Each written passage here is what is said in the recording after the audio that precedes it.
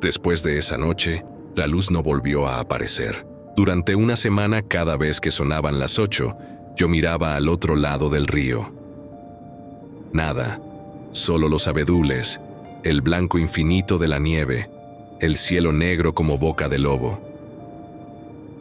Empecé a pensar que lo había imaginado, que el cansancio o la sugestión me habían jugado una mala pasada. Pero no podía quitármelo de la cabeza. Esa luz anaranjada, parpadeando entre los árboles, en un lugar donde no había nada, donde no podía haber nada. Olga notó que algo me pasaba. En la cena, mientras comíamos una sopa de pescado del río, perca, la única carne fresca en meses, me preguntó, ¿qué miras todo el rato por la ventana? Nada, dije. Ella me sostuvo la mirada. Tiene los ojos de mi madre, oscuros, capaces de ver mentiras a 100 metros. Parece que esperes algo. Espero las 8, mentí. Como todos, Olga resopló, apartó el plato y se fue a su habitación. Últimamente hacía eso, preguntaba, pero no quería respuestas. O quizá quería que yo le dijera la verdad, y al no hacerlo, se enfadaba. No sé, a veces pienso que mi hermana me ve como un extraño, como alguien que volvió del mundo exterior y ya no encaja del todo. Y puede que tenga razón. Esa noche, cuando sonó la alarma, yo no estaba en la cocina. Había salido media hora antes, con la excusa de llevar leña a casa de Iván Filipovich. El viejo vive solo en las afueras, en una cabaña que parece a punto de derrumbarse, pero lleva así 100 años. Dicen que su bisabuelo la construyó, y que desde entonces nadie ha cambiado ni una tabla. Cuando llegué, lo encontré sentado en el porche, mirando el río, aunque ya era de noche y no se veía nada. «Traigo leña», dije, dejando el hatillo junto a la puerta. «Ya veo», respondió sin mirarme. Iván Filipovich es un hombre pequeño, arrugado, con manos nudosas como raíces. Lleva la misma ropa desde que yo tengo memoria. Una zamarra de piel de reno, unas botas de fieltro remendadas 100 veces, un gorro de lana gris. Nunca parece tener frío. Nunca parece tener nada. Me quedé ahí, sin saber qué decir. El viejo no se movía. La noche caía rápido. El cielo se volvía tinta y yo sentía el peso de las 8 acercándose. «¿Vas a llegar a tiempo?», preguntó él de repente.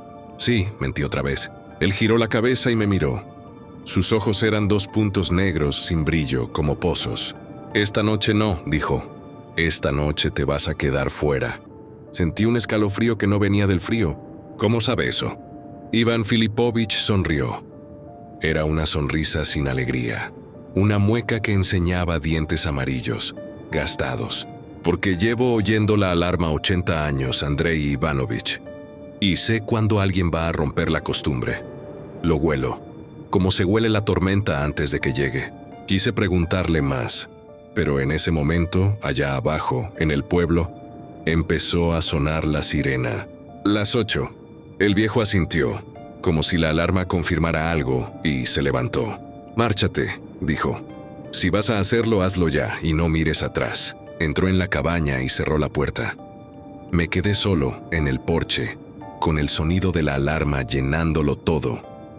Por un momento pensé en correr, en llegar a casa antes de que terminara. Tenía tiempo, casi 3 minutos. Podía hacerlo, pero no corrí. En lugar de eso, bajé del porche y empecé a caminar hacia el río. La alarma cesó cuando llegaba a la orilla. El silencio cayó como un manto. Me detuve, escuchando. Nada. Ni un pájaro, ni el viento, ni el crujir del hielo. El río estaba completamente helado, una superficie blanca y lisa que reflejaba la luna recién salida.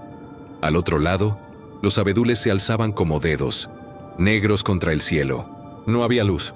Suspiré. Claro que no la había. Había sido una estupidez, una obsesión sin sentido. Iba a darme la vuelta, volver a casa, soportar la mirada de Olga y olvidar todo esto. Pero entonces lo vi. No la luz, algo más. Huellas. En la nieve, justo delante de mí. Había un rastro de pisadas que cruzaba el río. Partían de la orilla donde yo estaba y se perdían en la otra orilla, entre los árboles. Eran recientes, muy recientes. El borde de las huellas aún no se había endurecido con el frío. Alguien había cruzado el río. Alguien que, como yo, estaba fuera cuando sonó la alarma. O alguien que había vuelto. Debí dar la vuelta. Debí correr a casa, encerrarme, no pensar en lo que había visto. Pero las huellas estaban ahí, frescas, llamándome. Eran pisadas de bota, de las que usa todo el mundo en el pueblo. La talla parecía la mía, ni grande ni pequeña. Normal, demasiado normal. Seguí el rastro. Crucé el río andando despacio, probando el hielo con cada paso. Estaba sólido, como siempre en enero. Al llegar a la otra orilla, las huellas se adentraban en el bosque. Me interné entre los abedules, apartando ramas heladas que crujían al tocarlas. La luna filtraba la luz suficiente para ver, aunque todo era sombras y contrastes.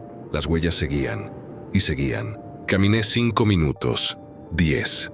Empezaba a arrepentirme, a pensar que aquello era una locura, cuando el bosque se abrió y llegué a un claro. Y allí estaba, una casa. No una cabaña como las de Kimsa, sino algo más antiguo, más pequeño. Una isba de troncos, con el tejado hundido en un lado, las ventanas tapadas con tablas. Parecía abandonada desde hacía décadas, pero delante de la puerta, la nieve estaba pisoteada. Alguien había estado allí, muchas veces, y en una de las ventanas, tras una rendija entre las tablas, brillaba una luz anaranjada, la misma luz que vi desde mi cocina. Me acerqué despacio, conteniendo la respiración. El frío quemaba mis mejillas, mis dedos dentro de los guantes. Al llegar a la ventana, miré por la rendija, dentro una vela, y junto a la vela, una figura sentada en el suelo de espaldas a mí. Vestía ropas oscuras, gastadas. No se movía. Parecía dormir o esperar. Toqué la madera. Crujió, la figura no reaccionó. Empujé la puerta. No estaba cerrada. El interior olía a humedad, a tierra, a algo podrido pero seco, como cuero viejo o piel momificada. La figura seguía sin moverse. Di un paso, otro, y entonces se giró. Era Yegor Alexeyevich Morozov, el amigo de mi padre, el que murió hace años, el que volvió vacío y luego amaneció frío en su cama. Era él, su cara, sus ojos, su ropa. La misma ropa que llevaba cuando lo vi por última vez, cuando yo era un niño y él me daba caramelos de menta. Pero sus ojos me miraban y no me veían. Eran como los de Iván Filipovich, pozos negros sin fondo. Pero en los de Yegor había algo más. Un brillo diminuto, allá en lo hondo. Como la luz de esa vela, reflejada en agua estancada. Abrió la boca. «Andrei», dijo. Mi nombre. Su voz era la misma entonación, el mismo timbre, pero sonaba hueca, como si hablara desde muy lejos, desde el fondo de un pozo. «Yegor», susurré.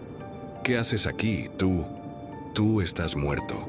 Él inclinó la cabeza, como si procesara la información. «Muerto», repitió. «Sí, pero vuelvo, siempre vuelvo». Se incorporó con un movimiento lento, antinatural, como si sus articulaciones no estuvieran del todo bien engrasadas. Era más alto de lo que recordaba. O yo era más pequeño. Dio un paso hacia mí. «Las 8», dijo. «Siempre las 8». «¿Qué pasa a las 8?» pregunté, retrocediendo. Él sonrió. Esa sonrisa muerta, sin alegría. «Ellos vienen». «¿Quiénes?»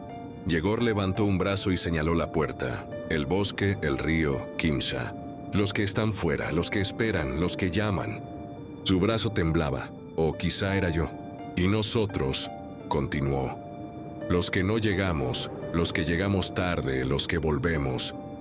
Nosotros les abrimos la puerta. Su mano se posó sobre mi hombro. Estaba fría. No fría como el hielo, sino fría como algo que nunca había tenido calor. «Ya has venido, Andrei». Ya has cruzado, ahora ellos te oyen. Y entonces en la distancia, al otro lado del río, comenzó a sonar la alarma.